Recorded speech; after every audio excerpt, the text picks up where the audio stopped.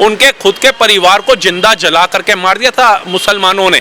हम ये नहीं कह रहे सभी मुसलमानों का विरोध करो, वीर अब्दुल कलाम साहब, वीर अब्दुल हमीद और कलाम साहब को सैल्यूट करो, हम भी करते हैं, दिल से करते हैं, और अच्छा सच्चा मुसलमान बुरा नहीं मानेगा। लेकिन अगर आप अफजल का विरोध करोगे, आप सोचोगे मुसलमान बुरा मान जाएगा, तो वो वही मानेगा जो उसकी सोच वाला होगा, अच्छा सच्चा नहीं मानेगा। लेकिन खड़गे जी मौन, सांप और बिच्छू नजर आ रहे हैं इनको आरएसएस बीजेपी। वायनाड से सांसद थे राहुल गांधी, जब बाढ़ आई तो बैंकॉक भाग गए थे, यही आरएसएस के स्वयंसेवक जाकर के वहां पर उनको उस क्षेत्र से आपदा से निकालने का काम कर रहे थे, उनके पेट में भोजन पहुंचाने का काम कर रहे थे। वो आरएसएस आज सांप नजर आ रही है, वो बीजेपी आज इनको सांप नजर आ रही है, जिसने आज भारत को वहां खड़ा कर दिया जहां ऑस्ट्रेलिया का राष्ट्रपति कह रहा है मोदी द बॉस, पापुआ लूनिया का पैर छू रहा है। 29 कंट्रियां सर्वोच्च सम्मान अपना उतार के दे रही है, जिसमें 7 कंट्रियां कट्टर इस्लामिक कंट्री हैं। डूब के मर जाना चाहिए ऐसे लोगों को जो ऐसे कटाश कहते हैं, जबकि मेरी ये सनातन संस्कृति और मेरे परिवार के संस्कार ये सिखाते नहीं है। लेकिन खड़गे जी जो इतने बड़े नेता हैं, ना दलितों के लिए आज तक कुछ कर पाए। 60 साल राज किया इन्होंने राजनीति के अंदर, कांग्रेस ने क्या किया इन्होंने दलितों के लिए? आज राहुल गांधी ट्वीट कर रहे हैं कि दलितों का अपमान हो गया। जब मोहिब खान 12 साल की दलित बच्ची का बलात्कार करता है और जब अखिलेश यादव कहता है डीएनए की रिपोर्ट लगाओ तब मैं मानूंगा, तब दलितों का अपमान नहीं होता। जब तरुण खटीक भाई की हत्या होती है निर्मम, राहुल गांधी छोड़िए पूरा कोई नेता इनका वहां नहीं पहुंचता, उसके लिए आवाज नहीं उठाता। और समस्त हिंदू संगठन वो नहीं सोचते कि मैं ब्राह्मण हूं, मैं क्षत्रिय हूं, मैं राजपूत हूं, मैं ठाकुर हूं, मैं जाट हूं, मैं फलाना हूं, मैं ढिमकाना हूं, वो सब खड़े होते हैं उसके लिए, तब इनको दलित खतरे में नहीं लगता। और मैं कहता हूं अगर बीजेपी इनको सांप लगती है, आरएसएस इनको सांप लगती है, तो वो सांप है, मैं खुल के कहता हूं, वो सांप उन लोगों के लिए है आतंकवादी जो गतिविधियां करते हैं, वो सांप उन लोगों के लिए है जो टुकड़े टुकड़े गैंग के नारे लगाते हैं, वो सांप उन लोगों के लिए है जो सेना को पत्थर मारते हैं, वो सांप उनके लिए जो नक्सलवाद फैलाते हैं, वो सांप उन लोगों के लिए जो भारत का टुकड़ा होता देखना चाहते हैं, वो सांप उनके लिए है जो नफरत फैलाते हैं, वो सांप उन लोगों के लिए है जो मुर्शिदाबाद में हिंदुओं का पलायन कराते हैं, वो सांप उनके लिए है जो संदेश खाली और मेडिकल कॉलेज में बेटियों का बलात्कार कराते हैं। लेकिन वो सांप उन लोगों के लिए नहीं है जैसे भोलेनाथ के गले का श्रृंगार, भोलेनाथ के गले का हार है सांप, हर किसी को नहीं डसता। आरएसएस बीजेपी भोलेनाथ के सांप हैं, सांप है, उनका श्रृंगार है भोलेनाथ। आर्य सनातन की आस्था है उनके अंदर, दिखती है, दिखावा नहीं करते। मैं जनेऊधारी ब्राह्मण हूं, मैं दैत्य ब्राह्मण हूं, है लालू जी मटन बना रहे हैं, उसमें नमक कितना डलेगा, मिर्च कितना डलेगा, ये बता रहे ब्राह्मण। आज इतने बड़े तुम ब्राह्मण हो या तुम इतने बड़े हिंदू हो, मेरे को एक चीज का उल्लेख दे दो, भारत का बच्चा बच्चा जानता है जगन्नाथपुरी में गैर हिंदू नहीं जा सकता।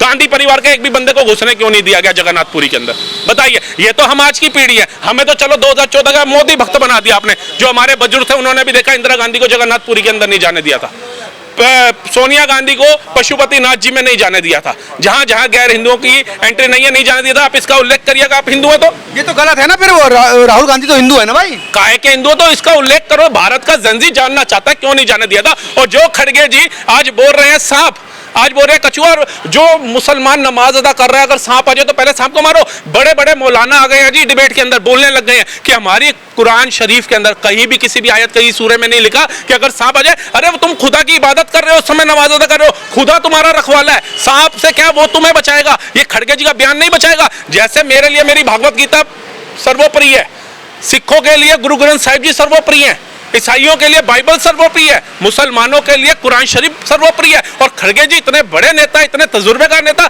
ऐसा बयान देते हैं। और मैं कह रहा हूं आज का सच्चा अच्छा मुसलमान आवाज क्यों नहीं उठाता इसके खिलाफ? अरे भाई नाग अगर आ जाए तो पहले नमाज के बाद तो सांप से देखना पड़ेगा ना। ये वो वाला सांप है, जैसे सारी प्रजातियों के सांप जहरीले नहीं होते ना, तो अब डसवा के तो मैं चेक करूंगा नहीं। लेकिन ये कांग्रेस के अंदर ऐसे सांप बैठे हुए हैं जिन्होंने भारत को डसने का काम किया है। आपको याद होगा 1947 से उठा करके देख लो, और आज टिल 2026 में जी रहे 2014 तक का रेशो। भारत को डसा कैसे? बर्फोर घोटाला, जीप घोटाला, 2G घोटाला, LIC घोटाला है, उसके बाद कॉमनवेल्थ घोटाला, उसके बाद ऐसे इतने घोटाले हैं कि राहुल गांधी की उम्र नहीं है, उससे ज्यादा घोटाले कर चुके हैं ये लोग। और जो अपनी उम्र से ज्यादा चुनाव हरा चुका है पार्टी को, ये सोच रहे हैं वो मुख्यमंत्री प्रधानमंत्री बनेगा, वो कुछ नहीं बनेगा। जिसको तीर चलाना नहीं हो रहा, तीर चलाया उसने नीचे और ले लिया खड़गे जी ने।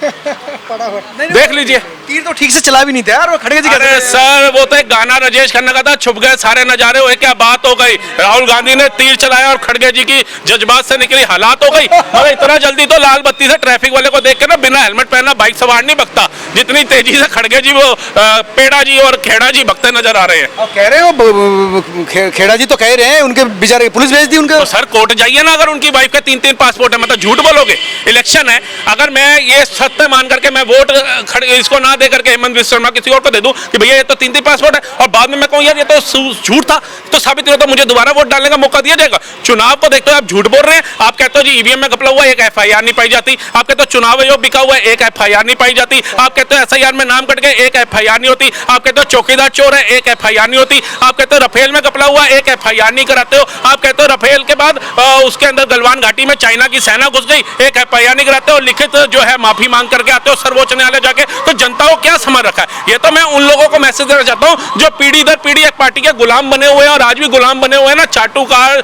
सेकुलर चमचे, उनको लाइन पे आना पड़ेगा। नहीं तो ये भारत जो आज चौथी अर्थव्यवस्था पे आया है, तुम्हारे पढ़े लिखे प्रधानमंत्री नेहरू जी से लेकर इंदिरा जी से लेकर राजीव गांधी से लेकर के मनमोहन सिंह जी भी ला सकते थे। जो 100 टन सोना गिरवी रखवाया उन्होंने, और नरेंद्र मोदी लेकर के है ना, वो रखवाने से रोक सकते थे। जो आज चाइना को पछाड़ के दूसरे नंबर पे रोड मैप आया ना, ये तुम्हारे पढ़े लिखे प्रधानमंत्री भी ला सकते थे। आज जो कर्फ्यू मुक्त कश्मीर हुआ ना, वो तुम्हारे पढ़े लिखे प्रधानमंत्री भी करा सकते थे। आज जो चिनाब ब्रिज बना, अटल सेतु बना, अटल टनल बना, सुदर्शन सेतु बना, ये तुम्हारे भी पढ़े लिखे प्रधानमंत्री बना सकते थे। लेकिन एक चाय वाले ने चाय वाला बन करके भी सिद्ध कर दिया कि अगर मौका दिया जाए जमीन से जुड़े एक छोटे से कार्यकर्ता को भी, तो वो भी भारत को सर्वश्रेष्ठ और विकसित बना सकता है। भाई कांग्रेस ने काम नहीं किया गया तो बिल्कुल बीजेपी के प्रवक्ता की तरह बात कर रहे हैं। किया ना, इमरजेंसी लगवाई, इतना बड़ा काम किया।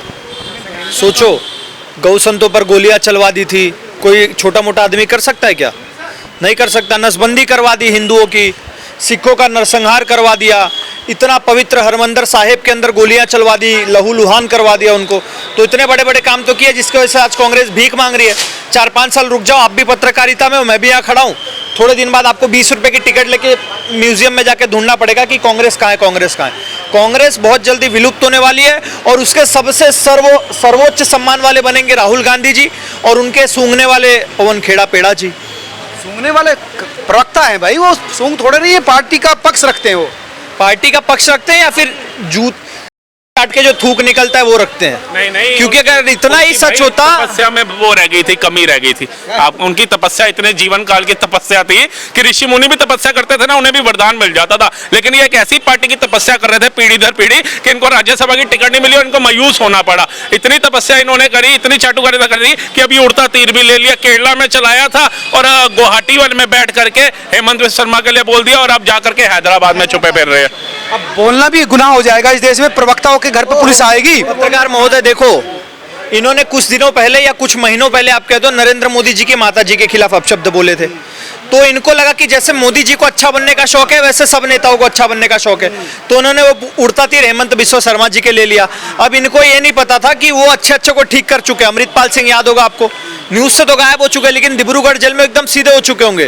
तो वही पवन खेड़ा जी ने सोचा कि अरे हेमंत को भी बोल दूंगा, हेमंत कुछ नहीं करेंगे, लेकिन उनकी पुलिस तो आ गई इनके घर पे। अब ये बेचारे दिल्ली छोड़कर हैदराबाद में छुपे हुए हैं, तो अब ना इनको राहुल बचा पाएंगे, ना इनको नरसिम्हा राव खड़गे बचा पाएंगे। अब ये जरूर मल्लिकार्जुन खड़गे, वही जो भी हो जाए, अब इनकी ठीक से पिलाई होने वाली है, अब इनका पेड़ा बनेगा। मल्लिकार्जुन खड़गे तो कह ही रहे हैं कि इस देश में नफरत की आंधी बीजेपी आरएसएस लाई रही ये है। नफरत की आंधी तब तक रहेगी जब तक हमारे भारत का आखिरी देशद्रोही भारत में या तो नष्ट नहीं हो जाता या तो भारत छोड़ के भाग नहीं जाता। जब तक ये देशद्रोही भारत में रहेंगे तब तक ये नफरत की लहर चलती रहेगी, और हम जैसे लोग इस नफरत की लहर में और ज्यादा घी डालेंगे और ज्यादा आग जलाएंगे। नफरत से थोड़ा ही देश विकसित होता है, प्यार से, भाईचारे से विकसित। क्या बात कर रहे हो पत्रकार महोदय? जब तक भारत में कांग्रेस की प्यार की दुकान चलती थी, मोहब्बत की दुकान, तब तक ये 10वें नंबर पे था। अब जैसे नफरत की लहर चलने लग गई, देखो चौथे नंबर की अर्थव्यवस्था बन गया नहीं बन गया, ऑटोमोबाइल मैन्युफैक्चरिंग में दूसरे नंबर पे बन गया नहीं बन गया, मोबाइल मैन्युफैक्चरिंग में दूसरे नंबर पे आ गया कि नहीं। नफरत की लहर चलने दो, हमारा भारत विकसित होता जा रहा है। यही नफरत की लहर से देख रहे हो, स्टेट ऑफ हॉर्मुज से हमारे भारत के जहाज आ रहे थे, बाकी सारे देशों के बंद थे। नफरत की लहर बहुत कारीगर है, बस इसको देखने के लिए सच्चे देशभक्त की आंखें चाहिए होती है, और जब तक देशभक्त की आंखें, तब तक ये नफरत की लहर भी उसको सोने की लहर नजर आएगी। हैप्पीनेस इंडेक्स में हम पाकिस्तान से पीछे, आप कह रहे हैं नफरत की ये तो हैप्पीनेस इंडेक्स बना भी कांग्रेस कार्यालय में होगा, इसीलिए नीचे। आप सोचो, ये वही पार्टी है पत्रकार महोदय जो मसूद अजहर को तो साहब बोलती है, हाफिज सईद को जी, आतंकवादियों के लिए सर, लेकिन जो हमारे भारत की संस्थाएं ED, CBI, SEBI, SBI, LIC, जितने भी तमाम सारी इलेक्शन कमीशनों के, इन सब के लिए आरएसएस, बीजेपी, इन सब के लिए हिंदू आतंकवाद, भगवा आतंकवाद, देशद्रोही, ये वो नफरत फैलाने वाला, मतलब पाकिस्तानियों के लिए इतना प्रेम और देशभक्त के लिए जो देश की हमारी संस्था है उसके लिए इतनी नफरत। तो इससे साफ समझ में आ रहा है इनकी फंडिंग और इनका कठपुतली कहीं और कोई और चला रहा है, जॉर्ज सोरोस जैसे लोग। और मैं अभी जब आपने न्यूज़ बताई, जब खड़गे जी ने बोला कि भैया आरएसएस और बीजेपी को कुचल देना चाहिए, उसके बाद मैंने न्यूज़ देखी कि नागपुर में आरएसएस कार्यालय के बाहर 56 किलो आरडीएक्स मिला है।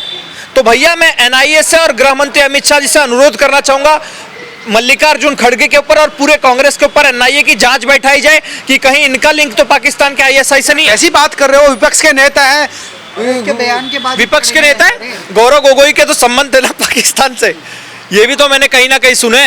तो भैया पूरी वाली बात अलग है, पुख्ता बात अलग है। पत्रकार महोदय जो आतंकवादियों के लिए सर बोल सकता है, आपने बीजेपी और आरएसएस के लिए तो बहुत बार इनको गाली बकते हुए सुना होगा, हिंदुत्व के लिए भी गाली बकते हुए सुना होगा, सनातन धर्म, डेंगू मलेरिया ये भी तो सुना होगा। कभी आपने सुना है कि कांग्रेस के किसी भी कार्यकर्ता, चाहे वो राहुल गांधी हो, चाहे मल्लिकार्जुन खड़गे हो, चाहे दल्ला पवन खेड़ा हो या चाहे कोई भी नेता हो, कभी आपने सुना इन्होंने कहा हो कि Boko Haram, ISIS, Taliban, Jaish e Mohammed, Hizbul Mujahideen ये सब देशद्रोही है, सब आतंकवादी, ऐसा बोलते हुए कभी सुना है? मैंने तो नहीं सुना है। मुस्लिम लीग की बुराई करते हुए इनको कभी सुना है? नहीं सुना है। लेकिन आरएसएस की बुराई करेंगे, बीजेपी की बुराई करेंगे, दिन में मंदिर जाने वाला रात को लड़की छेड़ता है ये बोल देंगे। लेकिन जो आदमी खुद सुसाइड बॉम्बर बन के फट जाता है, जो डॉक्टर बनने के बाद भी बायोलॉजिकल वेपन बनाते हैं, उसके खिलाफ नहीं बोलते कभी। मोहम्मद दीपक से तो मिलने जाएंगे लेकिन तरुण खट्टी के घर नहीं जाएंगे। तो ऐसे दोगलों को भारत की जनता चुनाव में बराबर मार के हराती है।